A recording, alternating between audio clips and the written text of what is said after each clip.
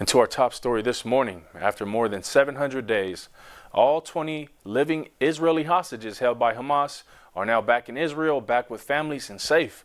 The first phase of President Trump's peace plan is now underway, cheers filling the so-called hostage square as the news of the hostages have crossed out across Gaza. And the world waits to see if the fragile ceasefire will hold President Trump in Israel to speak before that country's governing body before heading to Egypt to a peace summit. NBC's Alice Bohr has more from D.C.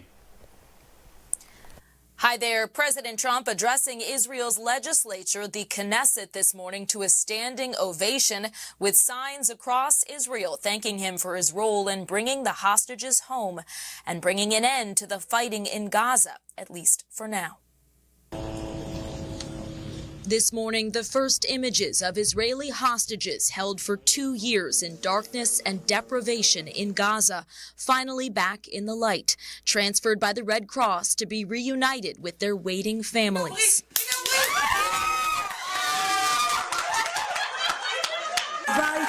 In Tel Aviv's Hostage Square, Israelis cheering the moment they have prayed and protested for and chanting, "Thank you, Trump," as President Trump addressed the Knesset, Israel's legislature, celebrating the peace deal he brokered. Generations from now, this will be remembered as the moment that everything began to change. He earlier declared the war is over, in contrast to Israeli Prime Minister Benjamin Netanyahu warning the military campaign is not over.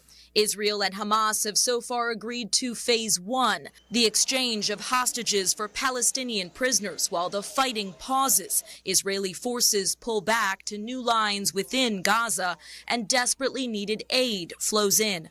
But thornier questions remain about Hamas disarming and leaving power and how to govern and rebuild Gaza as Palestinians flood back to whatever remains of their homes. For now, though, an emotional release and rejoicing.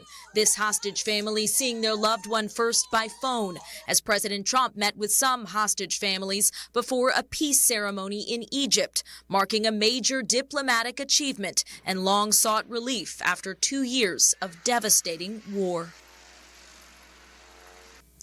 Some 200 heads of state joining today's peace summit in Egypt, including Arab leaders critical to the negotiations and to helping rebuild. President Trump again promoting his proposal for an international board of peace that would oversee reconstruction in Gaza. In Washington, Alice Bohr, NBC News. Thank you, Alice. We'll keep you updated on that story as more comes available.